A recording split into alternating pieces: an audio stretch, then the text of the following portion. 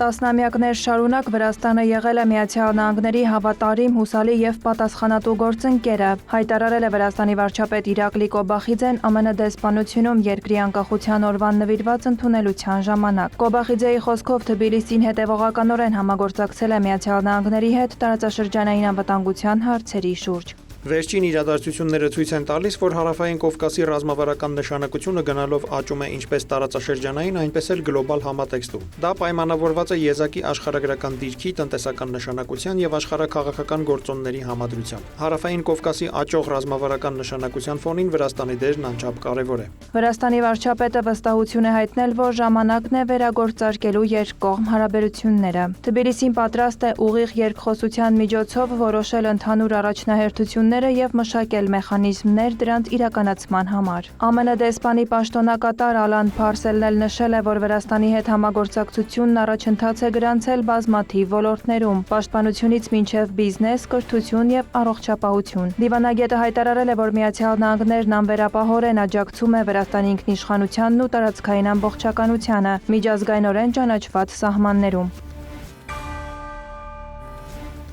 Երկօրյա պաշտոնական այցով Թբիլիսի է ժամանել Շավքաթ Միրզիյոևը։ Սա Ուզբեկստանի նախագահի առաջին այցն է հանրապետություն։ Ակնկալվում է Միրզիյոևի և Վրաստանի նախագահ Միխեիլ Կավելաշվիլու բանակցությունները, որոնց ընթացքում կողմերը կքննարկեն քաղաքական երկխոսության խորացումը, առևտրատնտեսական համագործակցությունը և համատեղ նախագծերը արդյունաբերության, էներգետիկայի, լոգիստիկ և տեղեկատվական տեխնոլոգիաների ոլորտներում։ Այցի արդյունքներով ակնկալվում է միջպետական համաձայնագրերի փաթեթի ստորագրում։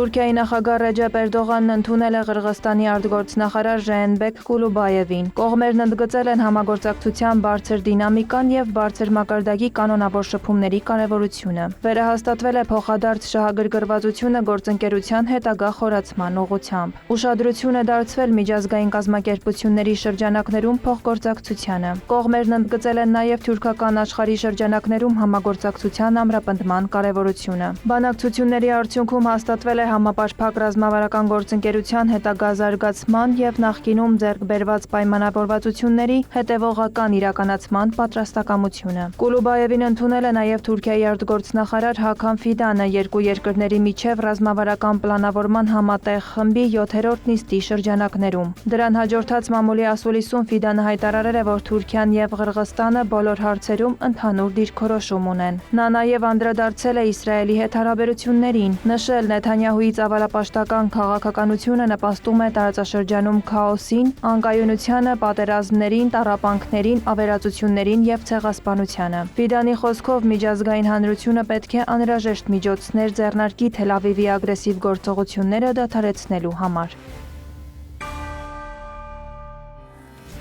Ռուսաստանի արտաքին գործերի նախարարի տեղակալ Գեորգի Բորիսենկոն ընդունել է Մոսկվայում Թուրքիայի դեսպան Թանջու Բիլգիչին։ Ուշադրության կենտրոնում է եղել Մերձավոր Արևելքում տիրող իրավիճակը, ԱՄՆ-ի և Իրանի միջև ձեռք բերված պայմանավորվածությունների համատեքստում։ Նշվել է զինված դիմակայության մեջ ներգրավված բոլոր դերակատարների կողմից դրանց խիստ պահպանման կարևորությունը, լարվածության սրման կրկնությունը թույլ չտալու համար։ Մտքեր են փոխանակվել նաև պաղեստինա-իսրայելական հակամարտության գոտում, Սիրիայում, Լիբանանում և Լիբիայում տիրող իրավիճակի շուրջ։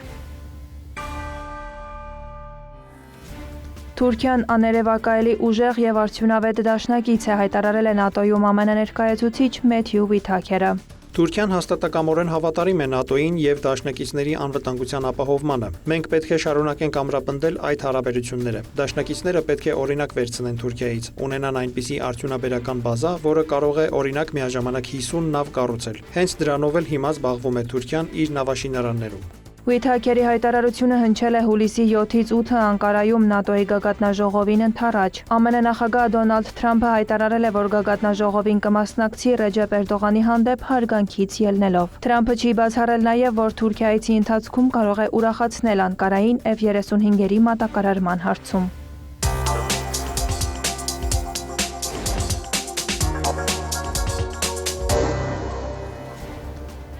Կատարի եւ Պակիստանի միջնորդները հուլիսի 1-ին Դոհայում ԱՄՆ-ի եւ Իրանի բանակցողների հետ առանձին հանդիպումներ են անցկացրել, որոնց արդյունքում զգալի առաջընթաց է գրանցվել Իսլամաբադի փոխըմբռնման հուշագրի հետ կապված հարցերի շուրջ։ Այդ մասին հայտարարել է Կատարի արտգործնախարարության պաշտոնական ներկայացուցիչ Մաջեդ Ալ-Անսարին, հավելելով կողմերը համաձայնել են շարունակել երկխոսությունը։ Հաջորդ հանդիպումը կնշանակվի ամերիկա-իսրայելական հարվածների զոհված Իրանի գերագույն առաջնորդ Ալի Խամենեիի հուղարկավորության արարողությունից հետո։ ԱՄՆ նախագահ Դոնալդ Թրամփն էլ հայտարարել է, որ Միացյալ Նահանգները եւ Իրանը իրար հետ լավ լեզու են գտնում։ Իրանի ապամիջուկայնացումը լավ է ընթանում, ասել է ԱՄՆ նախագահը, հիշեցրել օրեր առաջ Իրանին հասցրած հարվածների մասին։ Նա նաեւ նշել է, որ Կատարում վերջին հանդիպումները լավ են անցել։ Իրանի արտաքին գործերի փոխնախարար Քազեմ Ղարիբաբադին հայտնել է, որ Կատարի եւ Պակիստանի միջնորդների հետ երկու փուլով հանդիպումներ են անցկացվել։ Առաջին հանդիպմանն իրանական պատվիրակությունը բարձրացրել է ԱՄՆ-ի կողմից ռազմական գործողությունների դադարեցման մասին պայմանի խախտման հարցը։ Երկրորդ հանդիպումն էլ նվիրված է եղել իրանական ակտիվներից $6 միլիարդ ապասառեցմանը։ Կողմերը նաեւ որոշել են ստեղծել հաղորդակցության խողովակ, որի միջոցով կարձանագրվեն փոխըմբռնման հուշագրի խախտումները։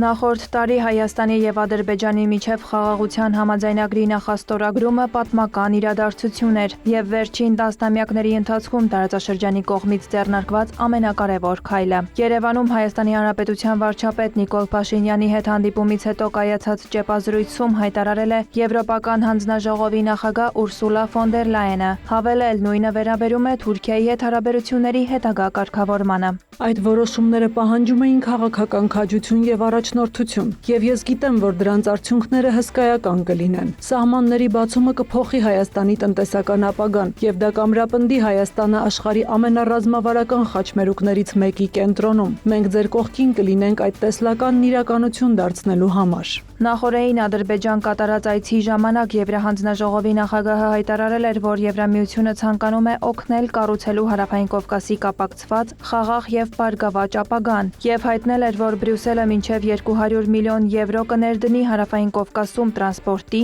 էներգետիկայի եւ թվային կապերի դրամաշնորհային ծրագրերի համար, ինչը կարող է ներգրավել մինչեւ $2 միլիարդ հանրային եւ մասնավոր ներդրումներ։ Եվրահանձնաժողովի նախագահը նաեւ շեշտել էր էներգետիկ ոլորտում Ադրբեջանի հետ հուսալի համագործակցության մասին։ Ալիևն էլ նշել է, որ ֆոն դեր Լայենի հետ քննարկել են տարածաշրջանային անվտանգության հարցերը, մասնավորապես Հայաստանի հետ կարգավորման գործընթացը, որը հաջողությամբ է ընթանում։ Նրա խոսքով Վաշինգտոնյան հռչակագրի ստորագրումից հետո խաղաղությունը դե ֆակտո հաստատված է եւ դրա օգուտները տեսանելի են։